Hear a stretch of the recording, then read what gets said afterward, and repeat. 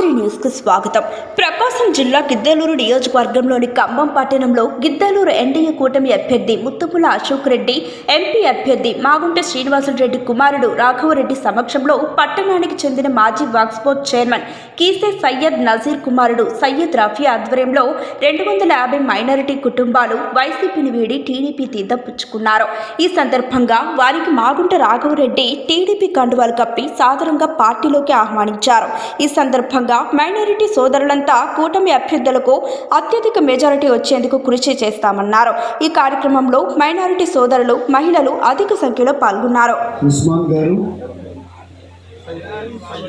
సయ్యూబ్ గారు వారి ఆధ్వర్యంలో మైనారిటీ సోదర సోదరీమణులు పెద్ద ఎత్తున వైఎస్ఆర్ కాంగ్రెస్ పార్టీని వీడి తెలుగుదేశం పార్టీలో చేరుతున్నటువంటి సందర్భంగా వారందరినీ తెలుగుదేశం పార్టీలోకి సాదరంగా వారికి స్వాగతం నేను పలుకుతా ఉన్నాను. ఈ కార్యక్రమానికి విచ్చేసినటువంటి సోదరుడు మాగుంట రాఘవరెడ్డి గారికి, అలాగే వేదిక మీద ఉన్నటువంటి పెద్దలందరికీ, వేదిక ముందు ఉన్నటువంటి తెలుగుదేశం, జనసేన, బీజేపీ కుటుంబ సభ్యులందరికీ పేరు పేరున నా యొక్క మనస్ఫూర్తి నమస్కారాలు నేను తెలియజేస్తా ఉన్నాను. ఈరోజు